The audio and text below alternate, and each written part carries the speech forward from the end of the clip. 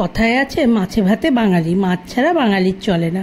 তা মাছ না হলে কি বাঙালির পাতে চলে বলুন? তাই আজকে নিয়ে চলে এসেছি একটা মাছের রেসিপি। এই রেসিপিটা কিন্তু খুবই সহজ আর সিম্পল, আবার খেতেও খুব ভালো লাগে। একঘেয়ে ঝোল ঝাল খেতে না ভালো লাগলে একদিন এই রেসিপিটা ট্রাই করে দেখতে পারেন।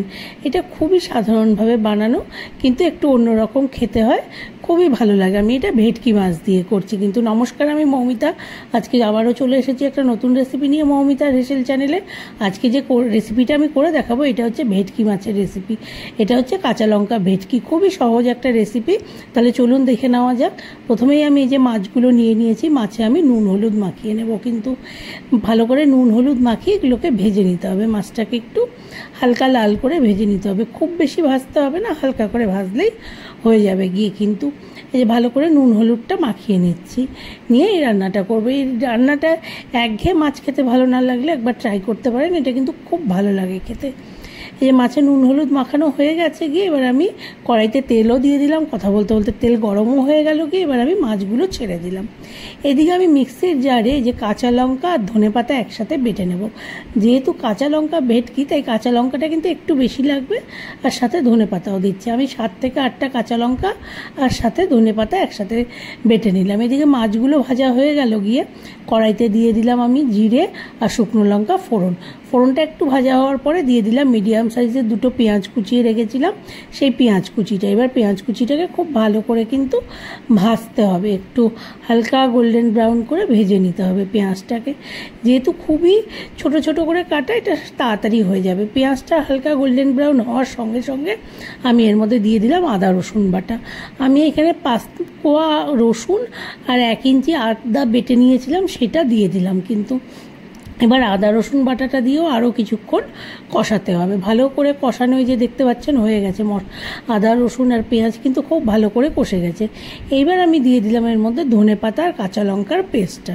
এইটা দেওয়ার পরেও আরও কিছুটা সময় কষাতে হবে আর কি, ভালো করে মশলার সাথে এটাকে ভাজা ভাজা হতে দিতে হবে। এটার গন্ধটা খুব সুন্দর আছে, আর যেহেতু ধনেপাতা দেওয়া, ধনেপাতারও একটা গন্ধ আছে, তাই এটা খেতে খুবই ভালো লাগে। কথা বলতে বলতে আমি পরিমাণ মতো নুন আর হলুদটা দিয়ে দিলাম। এখন দিয়ে এটাকে আরও কিছুক্ষণ ধরে একটু কষিয়ে নেব। তারপরে এর মধ্যে কিন্তু আমি ঝোলের জন্য যেটা দেবো সেটা কিন্তু গরম জল দেবো। আর এইটা খুব বেশি ঝোল হবে না, একটু গা মাখা গ্রেভি হবে। কিন্তু এটা বেশি ঝোল হলে, পাতলা হলে খেতে ভালো লাগবে না।